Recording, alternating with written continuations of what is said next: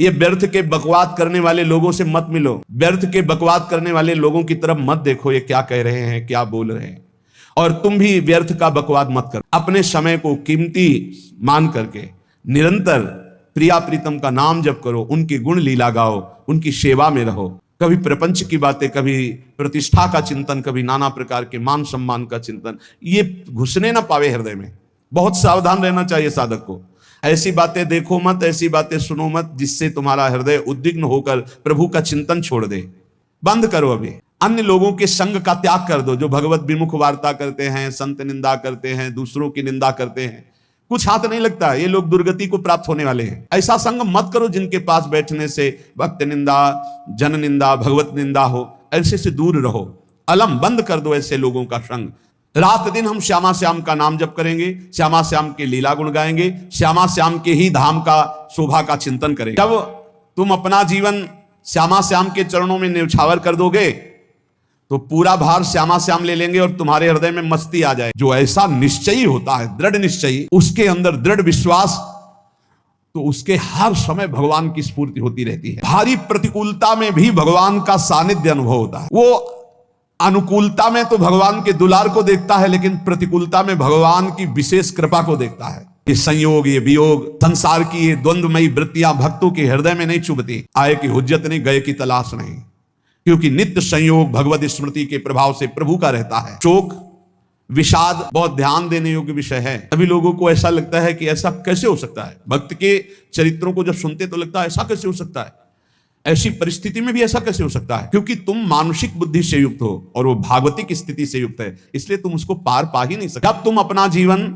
श्यामा श्याम के चरणों में समर्पित कर देते हो हृदय से, फिर उनकी कृपा से सब विघ्न दूर हो जाते, एक अपार मस्ती रहती है। नहीं तो शोक, विषाद, दुख, क्लेश, कष्ट, संताप, भय, उद्वेग, ये सदैव सताते रहते हैं।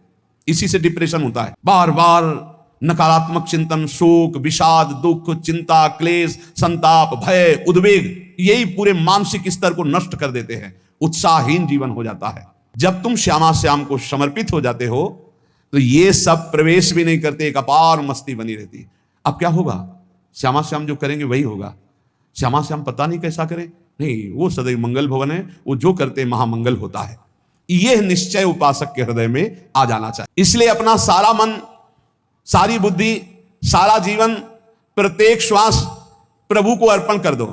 फिर देखो तुम निहाल हो जाओगे। शोक, विषाद, क्लेश, कष्ट, संताप, भय, उद्वेग, ये उसी को व्यापते हैं जिसने अपने जीवन को प्रभु के चरणों में अर्पित नहीं किया। इसलिए तुम अपना सारा मन, सारी बुद्धि, सारा जीवन, प्रत्येक श्वास केवल प्रभु को अर्पित कर दो। फिर देख लेना श्वास कैसे अर्पित की जाती है। राधा राधा राधा। बुद्धि कैसे अर्पित की जाती है। एकमात्र निश्चय कि भगवत सुख ही सुख है, ये जागतिक सुख सुख नहीं, ये दुख है, ये ऐसा दलदल है जिससे आज तक कोई नहीं निकल पाया। सारा मन, हम मन से केवल प्रभु का मनन करें। बार बार मन को संसार से हटा के नाम में, रूप में, लीला में, धाम में लगाएं। बहुत प्रसन्नता हो जाती है उस उपासक के हृदय में जो अपना मन बुद्धि प्रभु के चरणों में अर्पित कर देता है। भगवान ने तो इसको बहुत उत्तम स्थिति बताया है कि मेरे से कभी वो अलग हो ही नहीं सकता यदि मन बुद्धि अर्पित कर दिया। मयि एव मन आधत्स्व मयि बुद्धिम निवेशय तो निवश्य मयि एव अत ऊर्ध्वं न संशया। बिल्कुल संशय नहीं, वो मेरे में ही निवास करेगा जिसने मन और बुद्धि अपनी मेरे में अर्पित कर दी। बहुत प्रसन्नता रहेगी उस उपासक के जीवन में जो अपने आप को मन बुद्धि सहित प्रभु के चरणों में समर्पित कर दिया है। भगवान का आश्रय लेने वाले की पहचान है हर परिस्थिति में प्रसन्न रहना। देखो आप भगवद आश्रित हो कि नहीं। देखो अनुकूल परिस्थिति में तो सब प्रसन्न रहना, लेकिन प्रतिकूल परिस्थिति में प्रसन्न रहना यह भगवान के भक्तों का लक्षण है। हर परिस्थिति में प्रसन्न रहना ये भगवान के भक्तों का लक्षण है। आनंदगन भगवान का आश्रय मिलते ही आनंद छा जाता है हृदय में। उनके पास आनंद का अभाव होता ही नहीं। जैसे सूर्य का प्रकाश उदय होते ही सूर्य का प्रकाश संपूर्ण अंधकार को नष्ट कर देता है, ऐसे ही भगवान का संपूर्ण आश्रय लेते ही सब दुख चिंता शोक नष्ट हो जाते, आनंद ही आनंद। भगवान के मंगलमय रूप को नहीं जानते हो, पर उनके मंगलमय भाव को, विधान को मानना शुरू कर दो। जो भी होता है मंगल में होता है। हमने जीवन में देखा है, अगर इधर कोई बहुत बड़ा सुख दिया, देर नहीं लगेगी, 24 घंटे नहीं व्यतीत होंगे और ऐसे दुख दे देंगे, जिससे दोनों का समान भाव रख करके ना दुख में तुम भूलो प्रभु को, ना सुख में फूलो, सीधे भगवत मार्ग में चल। पूरे जीवन की बात देखो, भगवान के मंगल विधान में सदा सर्वदा सुख ही सुख है, इस बात को मान के प्रसन्न हो जाओ। जब भगवान का भजन करने वाले की तन्मयता बढ़ती है भजन में, तो द्वेषी जन अपने आप तैयार हो जाते हैं। भक्त कभी किसी से द्वेष नहीं करता, अपने आप वो द्रोह करने लगते हैं। तो नरसिंह मेहता जी से बहुत गांव के कई लोग थे जो जलते थे, ऐसे जलते थे कि अब क्या करें, कैसे मिटा दे नरसिंह मेहता जी को। उपाय तो मिल नहीं रहा था। तो एक दिन संतों की मंडली आई और उन्होंने कहा कि हम रास्ते में कोई चोर आदि धन ना ले ले, इसलिए यहां से किसी की हुंडी चलती है क्या द्वारिका में? पहले ऐसा बोले, हाँ हाँ हमारे यहाँ बहुत बड़े सेठ है नरसिंह मेहता जी, पर आप कहोगे वो मना कर देंगे। कई बार कहोगे, अगर वो स्वीकार कर ले तो वहां। और उनका लक्ष्य था कि नरसिंह मेहता जी की तो खाने की भी सुविधा नहीं थी, हुंडी कहाँ की बात आई। उनका था कि जब वो ना कहेंगे तो संत जन नाराज हो जाएंगे, अगर हाँ कह दिया तो वहां हुंडी चुकेगी नहीं, तो संत जन अपने आप इनको शाप दे देंगे, अपराध बन जाएगा, ये नष्ट हो जाएंगे। संतों को भेजा, नरसिंह मेहता जी ने सबकी दंडवत की, चरण पखाड़े। तो उनका ये इतना रुपया है, द्वारिका में साधु सेवा हम करेंगे, वहां तुम्हारी हुंडी चलती है, तो आप अरे उन्होंने आप कहाँ भूल रहे हो, यहाँ खाने की भी व्यवस्था। बोले हमें सब पहले से बता दिया गया कि आप मना करोगे, बार बार मना मत करो, हमें पता है। तो उन्होंने ठाकुर जी की तरफ देखा, बोले क्या लीला है प्रभु, संतों से हम क्या कहें, ये ले रुपये। उस समय स्वर्ण की मोहरें चलती थी, बेच के बाजार से खूब उन संतों को पवाया, उन्हीं संतों की सेवा की। और उनका अपने सेठ का नाम तो बताओ जहां हमें जाके हुंडी मिलेगी। संत जन गए वहां, पूछा कि नरसिंह मेहता जी का जिन सेठ से परिचय, उनका नाम सावल सा सेठ, उनकी गद्दी कहाँ है? तो जो कुछ भक्त थे वो द्वारिकाधीश की तरफ संकेत करते कि वही हैं। बोले नहीं नहीं वो सेठ है, उनकी गद्दी चलती। पूरी बाजार में कहीं कोई। अब संत जन एकांत में होकर के बहुत विचलित हुए कि हमारे साथ धोखा हुआ, नरसिंह मेहता जैसा संत क्या धोखेबाज हो सकता है? देखो संशय तो बहुत विचित्र होता है। संशय हो जाता है जब भगवती सती जी को संशय हो गया, राम जी को हे खग हे मृग हे मधुकर श्रेणी ऐसा पूछते हुए कि सच्चिदानंद कैसे हो सकते, तो किसी को हो सकता है क्योंकि वो बुद्धि की अधिष्ठात्री देवी।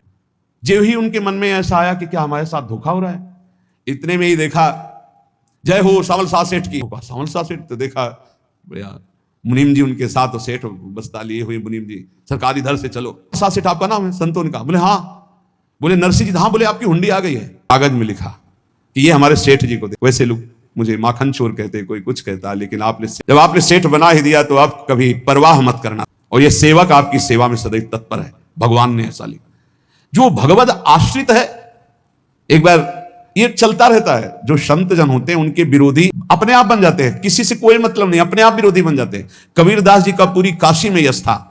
भजन करने वाले महापुरुषों का यश बढ़ता है जब, तो जो भजनहीन होते हैं उनके हृदय में जलन पैदा हो जाती है और उनको विविध प्रकार से फंसाना चाहते हैं, उनको कष्ट देना चाहते हैं। तो कबीरदास जी के यश को धूमिल करने के लिए कुछ ब्राह्मणों ने एक रचना रची, मुड़ मुड़ा के कबीरदास जी के शिष्य बन करके पूरी काशी के सब आश्रमों में निमंत्रण दे आए। कल भंडारा है, संत सेवा है, सबने स्वीकार किया। कबीरदास जी अपनी दिनचर्या करके निकले तो संत मंडली आने लगी। बोले कै बजे सेवा है? साधु सेवा। बोले कौन सी साधु सेवा? बोले कल आपके शिष्यजन निमंत्रण दे के आए, पूरी काशी के सब संत आ रहे। कबीरदास जी ने कहा हाँ तो एक की भी व्यवस्था नहीं, पूरी काशी के संत आ रहे।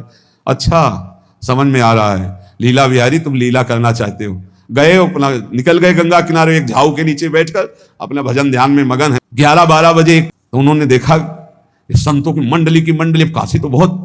कबीरदास जी ने देखा कि आश्रम की, तो बोले पता नहीं क्या होगा, चलो चलते हैं। तो ऐसे गमछा वस्त्र करके ऐसे डालकर मुंह ढक करके, वहां बड़ी बड़ी पंगत लगी थी। कबीरदास जी सबको पाओ जी पाओ। कबीरदास जी के रूप में स्वयं भगवान पाओ जी पाओ। कबीरदास जी ने कहा अच्छा जब स्वामी परस रहे तो हम भी बैठ के पा ले। तो जब उसी पंगत में बैठ गए अपना कपड़ा ढक करके, और जब मोहरे की दक्षिणा दे रहे थे सब लोग कि वाह कबीरदास जी ने आज तो साधु से सबको। जब कबीरदास जी के सामने आए तो ऐसे मुंह ढके, बोले देखो जो मेरा होता है उसे मुंह छुपाना नहीं पड़ता, मुंह ढकना नहीं पड़ता। लो दक्षिणा, तुम भी दक्षिणा लो। कबीरदास जी को कबीरदास जी दक्षिणा दे रहे, वो कबीरदास जी है भगवान, और ये पाले वाले कबीरदास जी है भगवान के जन। कभी भगवान अपने अरे जमाने जोर लगा ले, कितना जोर लगाएगा, भक्त और भगवान का झंडा कभी न झुकने पाएगा। बिल्कुल चिंता शोक भय उद्वेग रहित जीवन भगवद आश्रित। तुम भगवान के मंगल विधान में सदा सर्वदा प्रसन्न रहो। अब ये विचार कर लो कि भगवान जो करेंगे तुम्हारा मंगल करेंगे। अब थोड़ा ऐसा बीच में लगता है कि अमंगल हो रहा है क्या, लेकिन पक्का समझो बहुत बड़ा मंगल उनका विधान होता है, बहुत ही उत्तम मंगल होता है भगवान के शरणागत का। भगवान हमारे विचारों वाले नहीं है, हमारे विचार प्राकृतिक है, भगवान के विचार चिदानंदमय है। वो अपने विचार से हमारा मंगल करते हो, हम अपने विचार से मंगल चाहते हैं। भगवान के विचार से मंगल ही हमारा होगा। इसलिए कभी हमको चिंता शोक भय नहीं करना चाहिए। भगवान की ओर से कभी तुम्हारे लिए ऐसा विधान नहीं होगा कि तुम दुखी हो जाओ, बस तुम्हारी सोच हो सकती है, उसका परिणाम बहुत मंगल होगा। जगत की ओर से निराश हो जाओ, किसी से आशा मत रखो, फिर आप देखो आपका जीवन कैसा आनंद में व्यतीत होता है। ये जो जगत की आशा है यही दुख प्रदान करती है। सच्ची जगत की आशा ही दुख प्रदान करती है। अगर जगत से कोई संबंध न रखा जाए और भगवत भाव में रहकर तो बहुत अच्छा जीवन चलेगा।